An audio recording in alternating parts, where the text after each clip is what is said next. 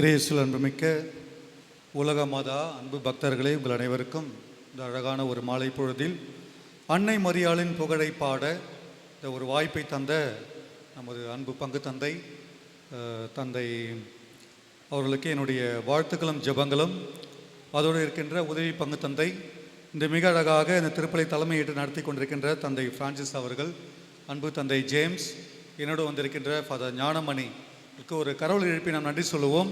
மிக அழகாக இந்த ஒரு நாளை அழகாக ஏற்படுத்தி தந்திருக்கிறார்கள். குறிப்பாக நம்ம பங்கு தந்தை பூபதி அவர்கள் வந்ததிலிருந்து உண்மையிலேயே இந்திய அளவில் மிக ஒரு முக்கியமான ஒரு பொறுப்பில் கத்தோலிக்க திருச்சபையில் இருந்தவர். எங்கு அவருடைய பெயரை சொன்னாலும் ஓ ஃபாதரா எங்களுக்கு தெரியும் அப்படின்ட்டு மிக அழகாக மக்கள் அனைவரும் சொல்லுவார்கள். மிக அழகாக இப்பொழுது வழிநடத்தி கொண்டிருக்கின்றார். இந்த ஒரு தருணத்தில் சிகரம் தொன்போஸ்க்கு எங்கள் பிள்ளைகள் வந்திருக்கிறார். அவர்களுடைய சார்பாக என்னுடைய வாழ்த்துக்களும் ஜபங்களையும் அவருக்கு நான் தெரிவித்துக் கொள்கிறேன்.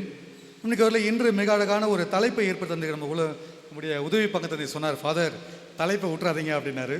அன்னை மரியா பிறர் அன்பின் அடையாளம். பிறர் அன்பின் அடையாளம். அன்பு அப்படின்னும் பொழுது உண்மையிலேயே அன்புன்றதுக்கு ஒரு உச்சக்கட்டம் உயிரை கொடுப்பது அப்படின்னு சொல்லுவாங்க. 1941ஆம் ஆண்டு அதிகாலை 4 மணிக்கு சங்கு ஊதுறாங்க, ஓன்னு ஊதுறாங்க. சங்கு ஊதுனவொடனே அந்த ஜெயிலில் இருக்கவங்க எல்லாரும் பயந்து போகிறாங்க. நார்மலாக அங்கே காலையில் 5:30 மணிக்கு தான் சங்கு ஊதுவாங்க. இன்றைக்கி என்ன 4 மணிக்கே ஊதிட்டாங்கன்னு எல்லாருக்கும் பயம். என்னடா அப்படின்னு பார்த்தாக்கா, ஒரு கைதி அந்த ஜெயிலேருந்து ஓடி போயிட்டான். ஒரு கைதி எங்கேருந்து ஓடி போயிட்டா அங்கே என்ன பண்ணுவாங்க, சீட்டுக்குழிக்கு போடுவாங்க. சீட்டுக்குழிக்கு போட்டு யார் பேர் வருதோ அவர் என்ன பண்ணுவாங்க, மிக்சி குக்கர் இந்த கிஃப்ட் கொடுப்பாங்களா, குழுக்கள் போட்டு ஒரு கைதியை கொலை பண்ணுருவாங்க. அவ்வளோதான். ஏன், யாரோ ஒரு தப்பிச்சு போனதுக்கு இவர் சாகணும் அப்படின்ட்டு. அப்போ அன்றைக்கி காலை 4 மணிக்கு சங்கு ஊதுனோன்னா எல்லாருக்கும் ரொம்ப பயம் வந்துச்சு. ஐயோ எவனோ ஒருத்தர் ஓடி போயிட்டான், அதுக்கு யார் சாக போகிறான், நம்மளில் ஒருத்தர் சாக போகிறோம் அப்படின்ட்டு அந்த ஜெயிலில் இருக்கவங்க எல்லாருக்கும் பயம் வந்துடுச்சு. குழுக்கள் சீட்டு போடுறாங்க. பார்த்தா ஃப்ரான்சிஸ் அப்படின்ற ஒரு பேரில் வருது. நம்ம ஃபாதர் பேர் வருகிறது. ஃப்ரான்சிஸ்ன்ற பேர் வந்தோடனே அந்த மனுஷன் அழுகுறாரு, புலம்புறாரு. எனக்கு திருமணமாகி விட்டது, மனைவி இருக்காங்க, குழந்தைங்க இருக்காங்க, ஆனால் என் பேரில் வந்துடுச்சேன், நான் எப்படி சாக போகிறேன் அப்படின்ட்டு பயங்கரமாக அழுகுறாரு. அதே ஜெயிலில் மேக்சிமிலியன் கோல்பே அப்படின்ற ஒரு ஃபாதரும் ஜெயிலில் இருக்கார்.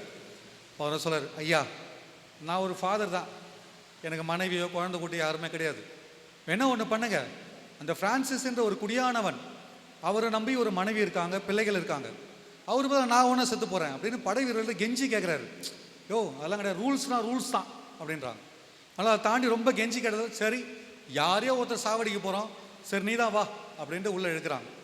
உண்மையிலே ஃப்ரான்சிஸ் பார்க்குறாரு, யார் இவர், ஒரு ஃபாதர்னு தெரியும், ஆனால் இப்படி ஒரு இக்கட்டான சூழலில் என் உயிருக்கு பதிலாக தன்னுடைய உயிரை தராரு அப்படின்ட்டு அவருக்கு அப்படியே ஆன் பார்க்குறாரு. அவர் ஃபாதர் ஒன்றுமே சொல்ல அப்படியே நடந்து போகிறார்.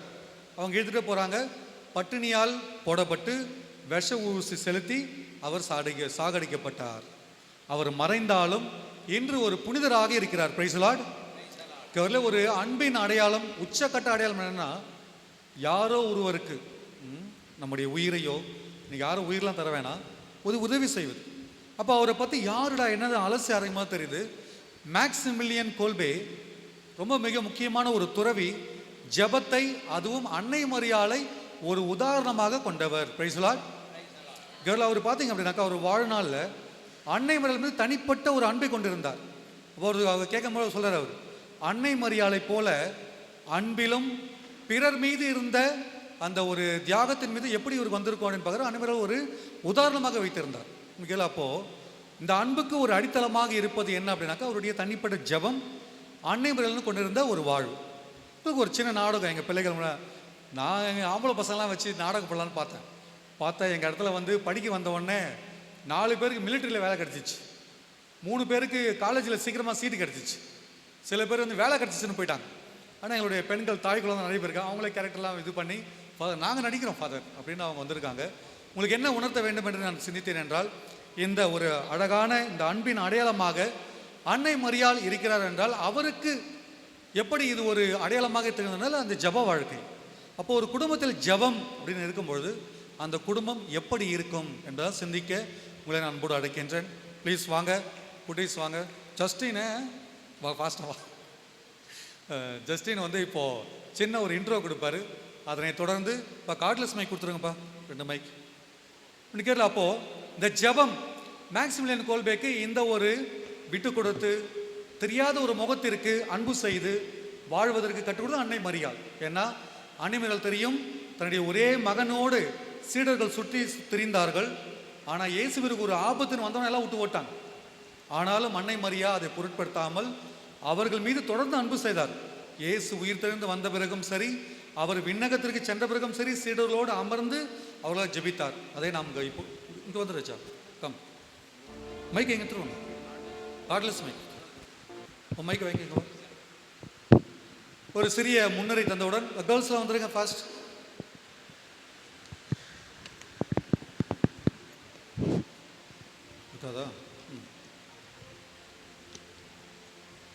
இறை இயேசு கிறிஸ்துவில் பிரியமானவர்களே, எங்கு 2 3 என் பெயரால் கூடி ஜெபிக்கிறார்களோ அங்கே அவர்கள் மத்தியில் நான் இருக்கிறேன் என்று இயேசு கிறிஸ்து சொன்னது போல, கூடி ஜெபிக்கும் குடும்பம் கோடி நன்மை பெறும். கூடி ஜெபிக்கும் குடும்பம் கூடி வாழும். ஜபமாலை என்பது ஒரு ஆயுதம். குடும்ப ஜபம் செய்யும் குடும்பத்தில் சந்தோஷம், மகிழ்ச்சி பெருகும். இந்த நாடகம் அதைத்தான் நமக்கு தெரிவிக்கிறது.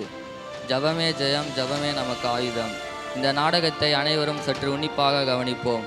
இந்த நாடகத்தில் இருந்து சில கேள்விகள் கேட்கப்பட்டு பரிசுகள் வழங்கப்படும்.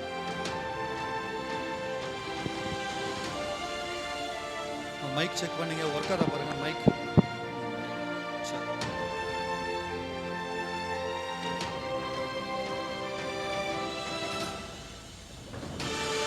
அப்பா அப்பா அப்பா ஐ அப்பா, நான் ரொம்ப டயர்டா இருக்கேம்மா, நீ போய் அங்க விளையாடுங்க போங்க. சரிங்கப்பா. மேரி மேரி வாங்க வாங்க. நான் ரொம்ப டயர்டா இருக்கேன், ஒரு கப்பு காஃபி போட்டு எடுத்துருவாம்மா. அதெல்லாம் குடிக்கலாம். அதுக்கு முன்னாடி நம்ம இன்னைக்கு குடும்ப ஜெபத்தை சொல்லிடலாங்க. பசங்க அதுக்குள்ள தூங்கிடுவாங்க. குடும்ப ஜெபமா? ஆமாங்க. சொல்லியே ஆகணுமா? ஆமாங்க. பசங்களா, குடும்ப ஜெபம் சொல்லணுமா? என்னது ஜெபமாலையா? நேற்று தானேப்பா சொன்னோம், இன்னைக்கும் சொல்லணுமாப்பா? ஆமாம்மா, டெய்லிக்கும் சொல்லி தானம்மா ஆகணும். சரிங்கப்பா. குட்டி போடுங்கடா எல்லாரும்.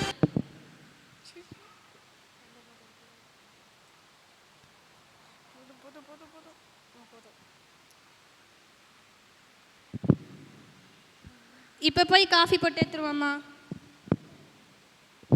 சரிங்க.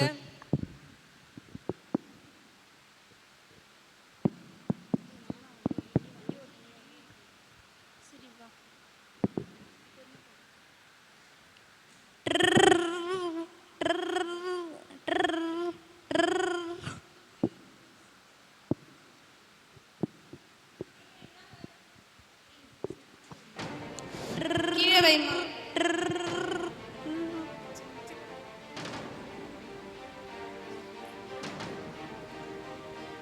என்னம்மா சத்தம் இது?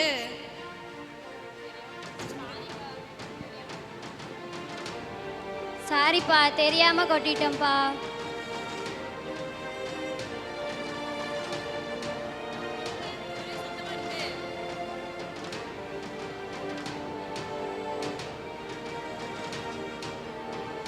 தெரியாம டீ கொட்டிட்டோமா? சரி விடுங்க, உங்களுக்கு எதுவும் ஆகலல்ல? இல்லம்மா, எல்லாம் ஏன் தப்பு தான். நான் மட்டும் உங்க கையில காஃபி கொடுத்துருந்தேன்னா இந்நேரத்துக்கு நீங்க அது கீழே கொட்டிருக்க மாட்டீங்கல்ல. நான் அங்க வச்சதால தானே கொட்டி போச்சு. இல்லைம்மா, இல்லை ஏன் தப்பு தான்மா. நீ கொடுக்கும் போதே என் கையில் வாங்கியிருக்கணும்மா. இல்லப்பாம்மா, அது எங்களோட தப்புமா. இல்லைங்க, அது எங்களோட தப்பு தாங்க. இல்லைம்மா, அது ஏன் தப்பு தான்மா. இல்லப்பாம்மா, அது எங்களோட தப்புமா.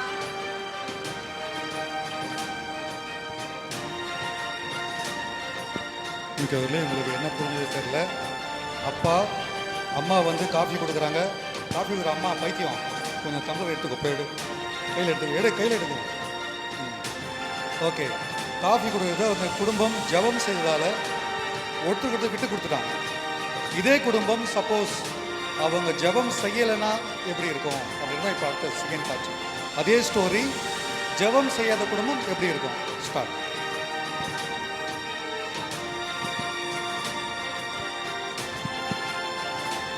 அப்பா அப்பா அப்பா ஐ அப்பா, நான் ரொம்ப டயர்டாக இருக்கேன், நீ அங்கே போய் விளையாட போ. சரிங்கப்பா. மேரி மேரி, அங்கே என்ன பண்ணுற? வெளில வா. என்னங்க என்னங்க ஆச்சு? நான் ரொம்ப டயர்டாக இருக்கேன், முதல்ல காஃபி போட்டு எடுத்துருவா. ஏங்க அதுக்கு முன்னாடி குடும்ப ஜெபத்தை சொல்லிடலாங்க. நான் ரொம்ப டயர்டாக இருக்கேன்னு சொல்கிறேன், முதல்ல ஜபன்னு சொல்லி முதல்ல காஃபி எடுத்துருவா போ.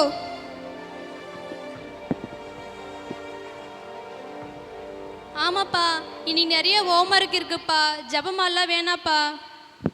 சரி எல்லாரும் சொல்றீங்க, இன்னைக்கு ஒரு நாள் தானே, ஒரு நாள் சொல்லலாம், என்ன ஆக போகுது, விட்டுடலாம், விட்டுருங்க. இப்போயாச்சும் காஃபி போட்டு எடுத்துருவா. சரிங்க.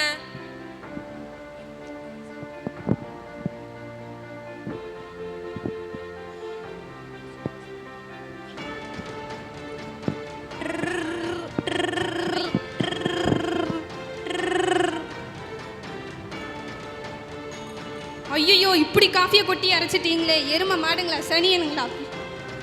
என்னது அம்மா தான் உங்க கையில டீ கொடுத்தாங்க தானே, நீங்க அப்படியே எடுத்து குடிக்க வேண்டியதானே, எல்லாம் உங்களோட தப்புப்பா.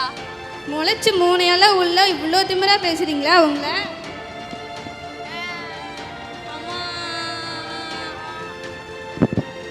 என்ன இங்க ஒரே சத்தம்? அப்பா அடிச்சிட்டாருமா. என்னத்துக்கு நீங்க அடிச்சீங்க எங்க பசங்களை? டீயை கொட்டி அரைச்சிட்டான். நீங்க எது கீழே டீயை கொட்டினீங்க? உங்க கையில தானே நான் கொடுக்க வந்தேன். நீ என் கையில கொடுக்கணும் டீயை. உங்க கையில தானே நான் கொடுக்க வந்தேன். அவளுடைய தப்பு தான் அது. எல்லாம் உங்க தப்பு தான்.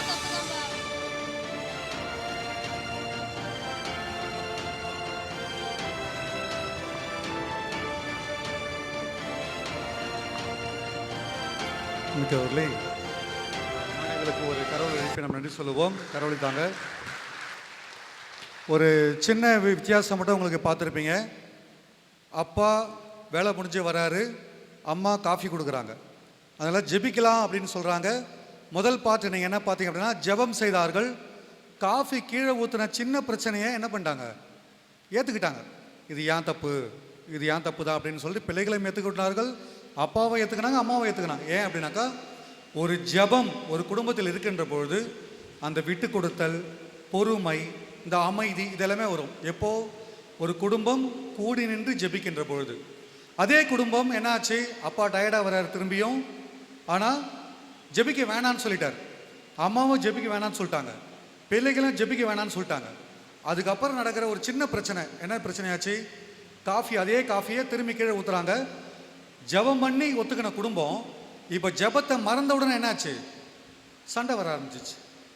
அதான் ஒரு சின்ன ஒரு உதாரணமாக, இது ஒரு 12B அப்படின்ற ஒரு படத்தை வச்சு பஸ்ஸை பிடிச்சா என்ன நடந்திருக்கும், பஸ்ஸை பிடிக்கலாம் என்ன நடக்கும்னு சொல்லுவாங்க. அந்த மாதிரி இல்லை, ஜெபித்தால் ஒரு குடும்பம் ஒரு நிகழ்ச்சி எப்படி இருக்கும், ஜெபிக்கவில்லை என்றால் என்ன நடக்கும் என்பதுதான். இன்னைக்கு எவ்வளோ சிந்தித்து பார்ப்போம். நாமும் நமது குடும்பங்களில் ஒரு அன்பு, பொறுமை, அன்னை மரியாதை போல ஒரு நசரத்து ஊரில் ஒரு திரு குடும்பம் எப்படி உருவானது, அதுக்கு மிக முக்கியமான ஒரு குடும்ப தலைவி. ஒரு குடும்ப தலைவியுடைய மிக முக்கியமான ஒரு ரோல் என்ன அப்படின்னாக்கா, அந்த குடும்பத்தை என்பது எப்படி அன்பிலும் பாசத்திலும் அரவணைத்து செல்ல வேண்டும். சூசையப்பர் இறந்தவுடன் அன்னை மரியாள் கைம்பெண்ணாக இருக்கிறார். ஒரு கணவனை இழந்த பெண்ணாக இருக்கின்ற பொழுது, ஆனாலும் அந்த குடும்பத்தை ஆண்டவர் இயேசுவை மிக அமைதியாக, பொறுமையாக, அந்த அன்பிலும் ஒரு பண்பிலும் அவரை வளர்த்தெடுத்தார். அதற்கு காரணம் அன்னை மரியாளுக்கு இருந்த அந்த ஜெப வாழ்க்கை. அன்பர்களே, இன்றைய நாளில் நாமும் அன்னை மரியாளை போல நமது தெருக்களில், நாம் வேலை செய்ய இடங்களில் ஒரு அன்பின் அடையாளமாக இருக்க வேண்டும் என்றால் நாமும் ஜெபிக்க வேண்டும். பிரைஸ் லார்ட், சத்தமா பிரைஸ் லார்ட். ஏனென்றால் ஜெபம் செய்கின்ற பொழுது ஒரே நிகழ்வு எப்படியாக மாறுகிறது, அதை நம்ம சின்னதாக பார்த்தோம். ஜெபம் செய்தால் வீட்டில் வர சின்ன சின்ன பிரச்சனை என்ன பண்ணுவோம், அட்ஜஸ்ட் பண்ணி போயிடும். ஏன்னா அந்த மென்டாலிட்டி உருவாகிடும். அந்த ஜெபம் இல்லை அப்படின்னாக்கா ஒரு சின்ன குண்டூசியால் பெரிய பூகமே வெடிக்கும். சிந்தித்து பார்க்க வேண்டும். நாமும் அன்னை மரியாளை போல ஜெபத்தில் நாம் உருவெடுத்து அன்பிற்கு ஒரு அடையாளமாக இருக்க நாம் தொடர்ந்து மன்றாடுவோம். திருப்பலியில் சிறப்பாக ஜெபிப்போம்.